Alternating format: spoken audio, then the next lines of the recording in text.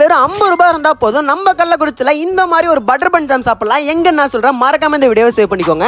அன்னைக்கு ஒரு நாள் பாரதி ஸ்கூல் பக்கம் ஜாலியா நடந்து வந்துட்டு இருக்கல, ஒரு ஸ்பீட் பிரேக்கர் தடிக்கிச்சு. சைட்ல பார்த்தோன்னே நம்ம எம்எஸ் பாப்பு கண்டி கடை. சரி வந்தது வந்துட்டு ஒரு விசிட்ட போட்டுலாம் அப்படின்னு சொல்லிட்டு உள்ள போயிட்டோம். உள்ள போனோடனே எனக்கு செம்ம ஷாக்கு. ஏன்னு பாத்தீங்கன்னா இவங்களுடைய மெனுல இன்னும் 3 ஃபிளேவர் புதுசா கொண்டு வந்திருக்காங்க. என்ன ஃபிளேவர் நான் சொல்றேன், நீங்க இன்னும் நம்மளுடைய பேஜை ஃபாலோ பண்ணாம இருந்தீங்கன்னா மறக்காம ஒரு ஃபாலோ பண்ணிக்கோங்க.